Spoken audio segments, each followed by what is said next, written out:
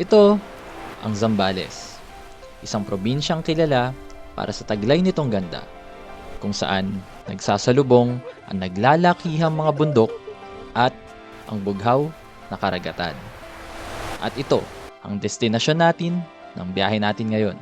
Habang ang mga kasama ko ay babiyahe sakay ng van, ako naman ay solong magmomotor ng mahigit 400 kilometers ng balikan. Manggagaling tayo sa Pampanga, tatahakin ang kahabaan ng Esitex, magkakape sa isang cafe sa Olongapo, aakyatin ang matarik at palikulikong kalsada ng Subic. Uy, ang tarik na to!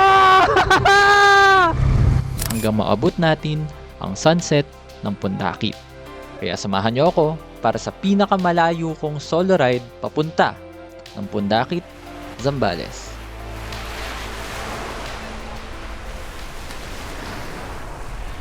Morning, my dudes! Ayan, so papunta na tayo ngayon ng Esitex. Pagkatapos natin mamasyal sa Clark. Thank you, Clark Pampanga. I'll see you soon. Papunta naman tayo sa Subic. Ang end goal talaga natin ay Zambales kasi meron kaming team building ng mga katrabaho ko. Ewan ko ako lang ba pagka ganyan na team building, ayoko nang sumabay sa sa van. Gusto ko kasi hawak yung oras ko. Ewan ko baka introvert things lang. Just introvert things. We are now entering Esitex. First time ko dito, by the way. Ang sabi nila, maganda raw. Maganda raw yung daan dito. Tingnan natin kung totoo.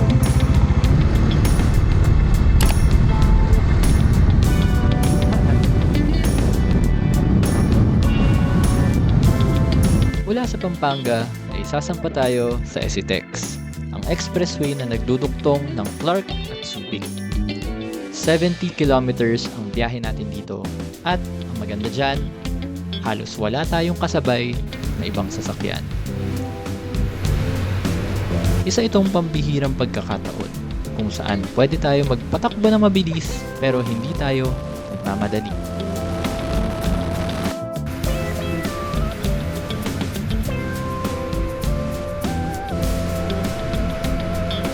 May tunnel.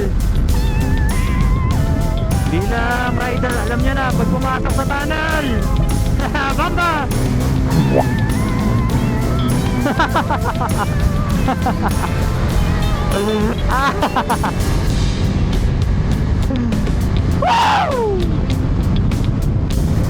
Pag may tunnel, bomba!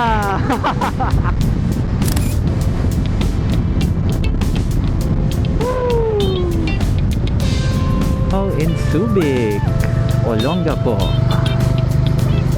Alright. Narating natin ngayon ang Subic Freeport. Pero may dapat tayong malaman bago tayo makapag-ikot sa lugar na ito. Mas mahigpit daw kasi magpatupad ng batas trapiko sa loob ng area na ito. Kaya medyo kakalmahan lang natin ang ride natin.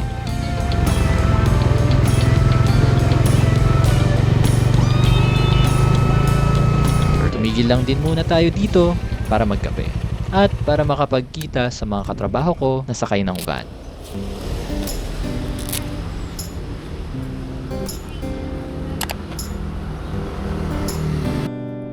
Multi-level marketing.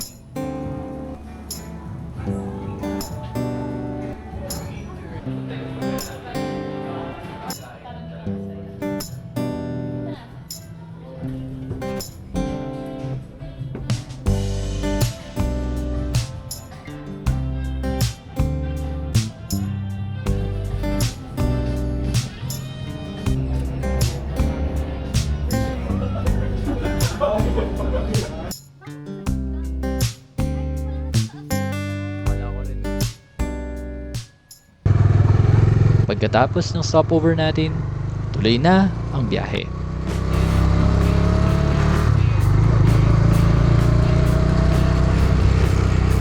Woo! View! Lalabas na tayo ng Olongapo City at papunta na tayo ng Subic.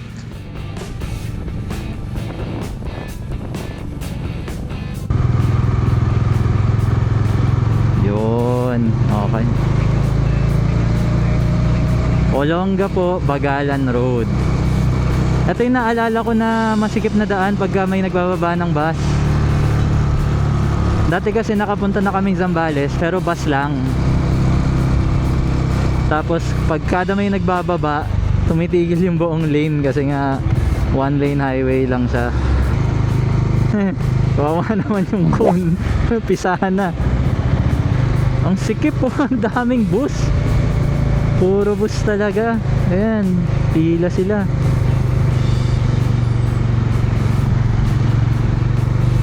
Ang dami nila. Tapos itong buong to nasa kanan, libingan pala. Graveyard. Hindi ba naman yung tabahan pa dumadaan dito ng lapit lalo.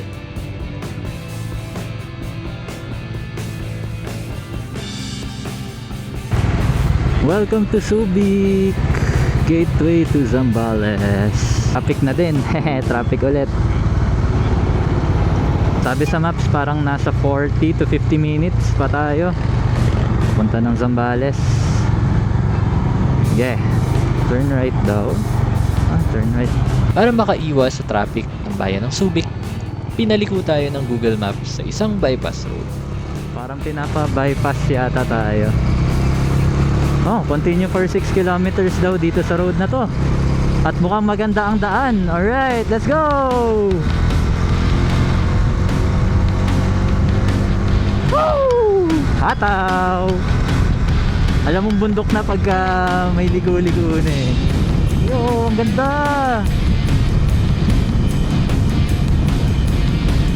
Hahaha!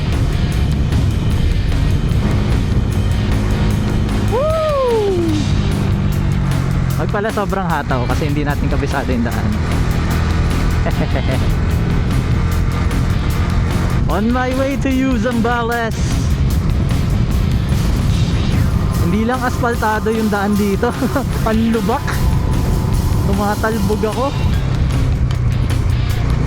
Uy, ang tarik na to!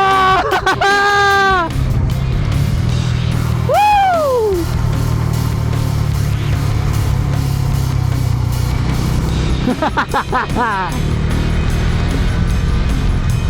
Subic Bypass Road. Subic Bypass Road pala ito. National Highway. Parang binaypass nga natin yung bayan. Kaya dito tayo pinadaan. Ayun, may ginagawa kasi kaya ang traffic. Okay. Sabi sa maps 13 kilometers daw tong dadaanan natin, so mukhang matagal-tagal pa to. Hey! Next one. We are now in Castillejos, hometown of President Ramon Magsaysay. Talaga, taga dito si Ramon Magsaysay. Castillejos ako. Hey yo. Ayan, may mga rider doon, nagpicture sila. Tapos kaliwa daw tayo dito. Nagpagas pala ako kanina. Feeling ko nasobra ako ng bigay ng bayad. Kasi saktong 400 eh. Saktong 400 yung pinagasan ko. Tapos ang hirap mag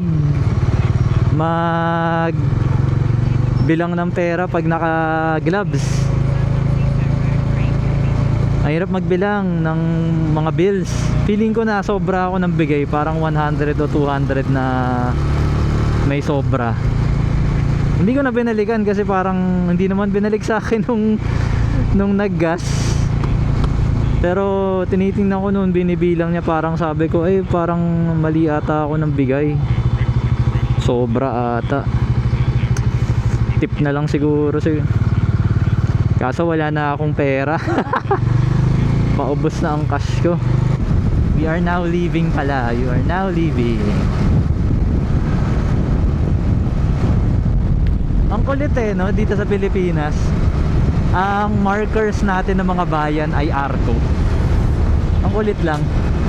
Nag-agree lahat ng mga bayan, lahat ng mga barangay na gawin nating arko yung entrance at exit ng mga bayan natin. Kulit lang.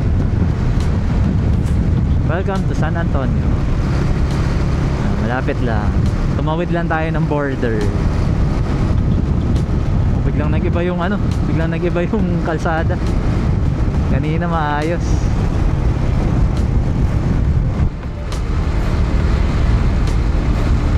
Sa puntong ito ng ride natin, naramdaman ko na iba na ang ihip ng hangin sa lugar.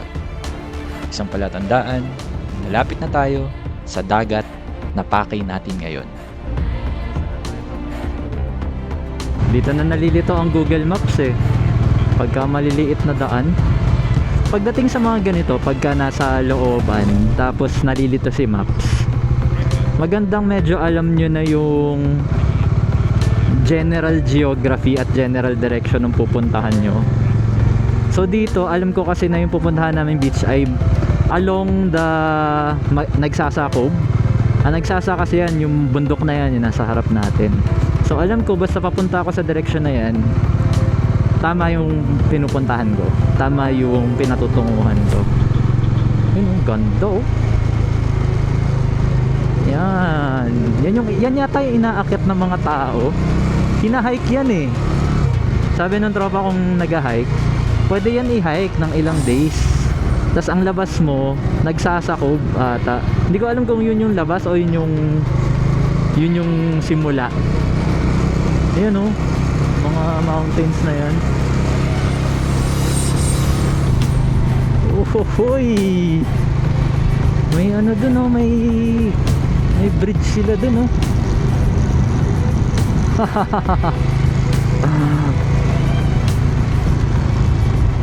Yo, Linasin Falls. May falls pala dito.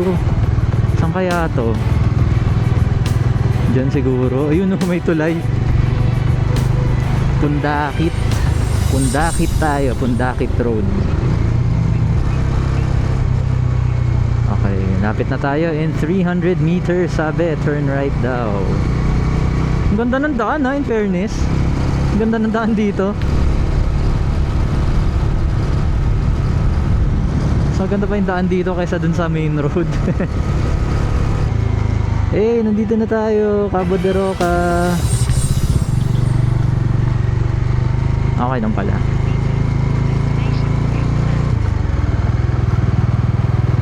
Mabuhangin, medyo off-road. Ano ba yan? Di pa ako nagpapalit ng gulong.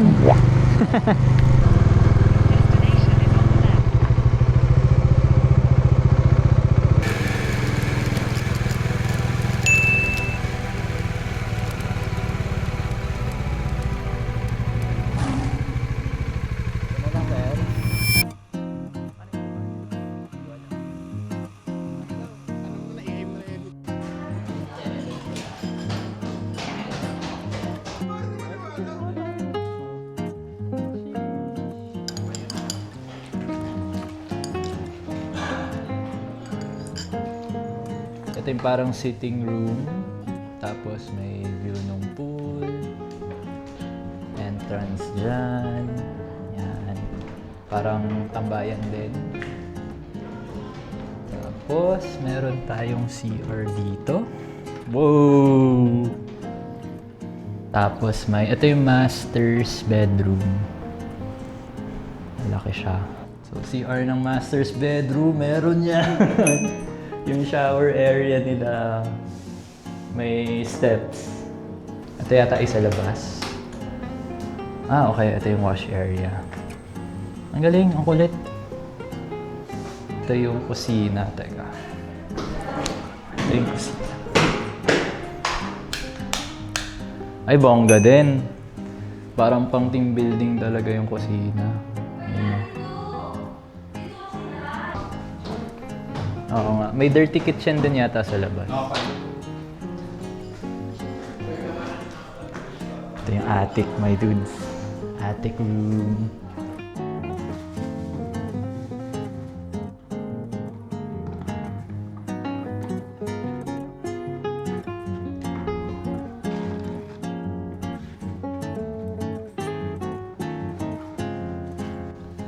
Tapos, ito ay attic room siya for the boys.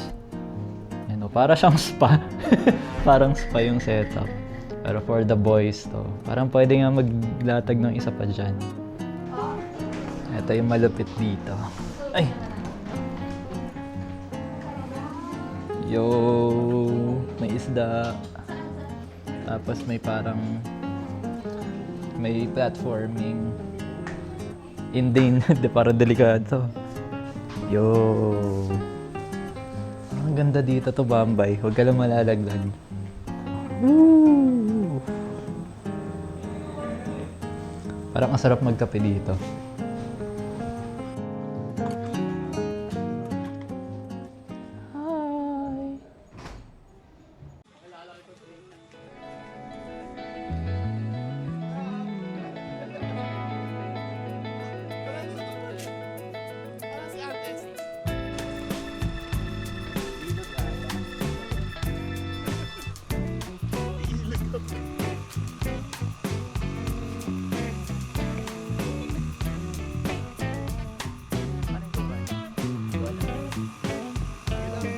Hi!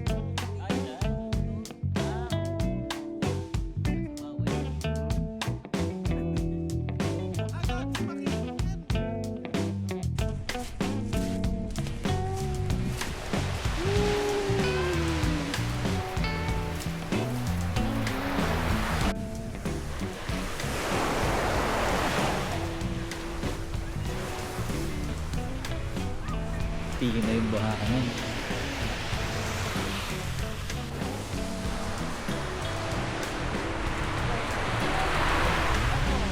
Sarap sa paa nung buhangin, no? Ang sarap sa paa. Woo! Nakakamiss. Nakakamiss yung dagat eh.